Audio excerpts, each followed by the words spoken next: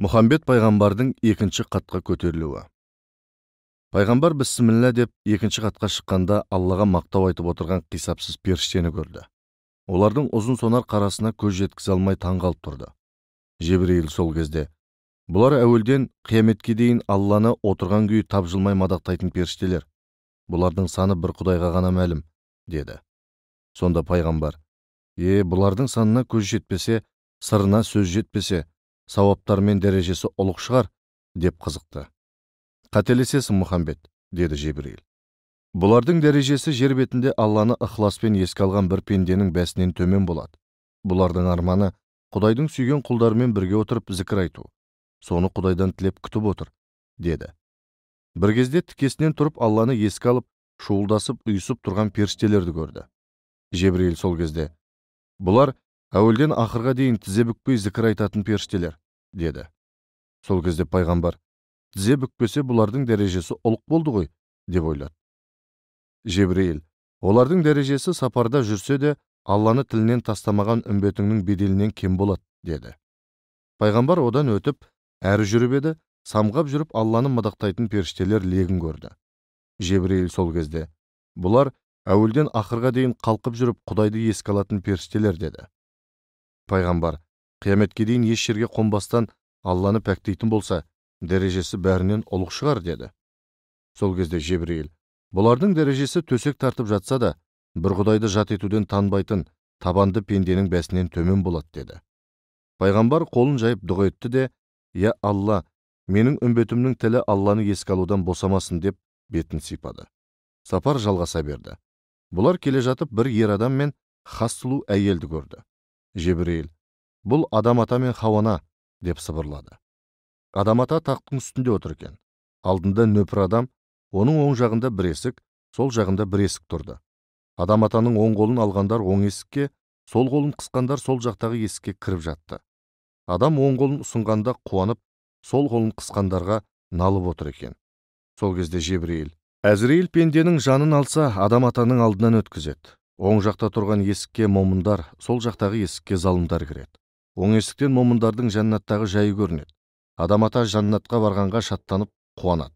Ал сол жақтағы тамұқтың есігі безбүйрек перзентінің тамұққа түскенін көріп, қайғырып налиды, деді. Пайғамбар Хауанаға қарады. Ол ерінің сол жағында тұр екен. Басына ақ жаулық тартыпты. Өте келбетті, һәм көрікті, инабатты келіншек екен.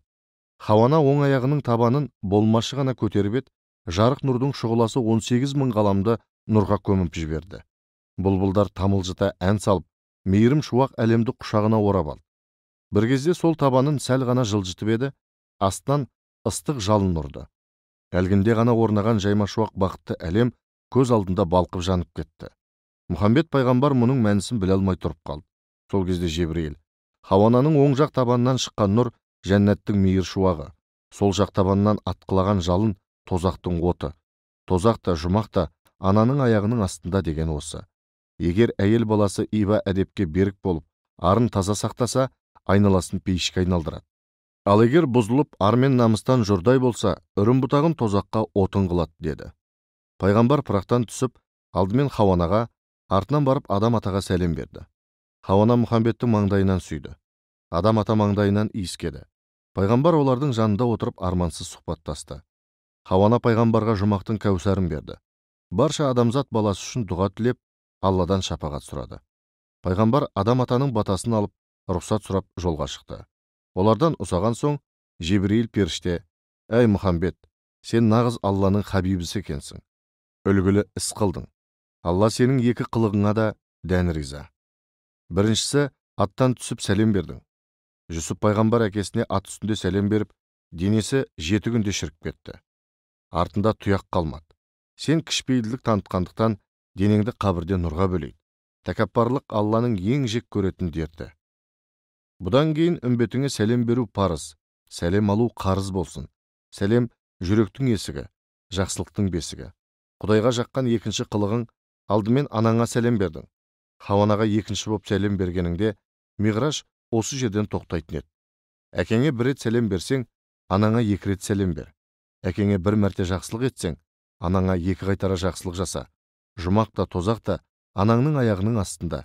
үмбетіңе айт, жұмақты іздесе, 3 қыз тапқан ананы қадірлесін деді. Сол кезде пайғамбар, 3 қыз таппаса ше, деп сұрады. 2 қыз тапқан ананы қадірлесін. Сонан кейін, 1 қыз тапқан ананы әлпештесін. Қыз тумаған ана болса ше, онда ұл тапқан ананы сыйласын. Баласы жоқ әйелдердің жайы не болады? Алла пейіштің шарапатын ерін сыйлаған әйелдің табанының астына жасырады. Ерге тимеген қыздардың қадірі қаншалықты қымбат? Олардың иманы мен әдебі таразыға түседі. Көркем мінезі мен әдемі иба қылығы оларды басқалармен теңестіреді. Үмбетіме анаңды, әйеліңді, қызыңды құрметте, сыйла деп айтайын. Ал ер азаматтың құрметі қаншалықты болмақ деп сұрады пайғамбарымыз. Ер азаматты сыйламаған Құдайға қарсы келгенмен бірдей. Ұлық Құдай адам атаны жер бетіне орынбасар етіп жаратқан. Ол отбасының иесі. Таразы мизамда да сұрақ алдымен ерден басталады, деді періште. Пайғамбар қолын жайып, я жасаған ием, менің еркек кіндік үмбетімді пасық, жасық, намыссыз, қайратсыз, жігерсіз, жеңілтек, қорқақ болудан сақта.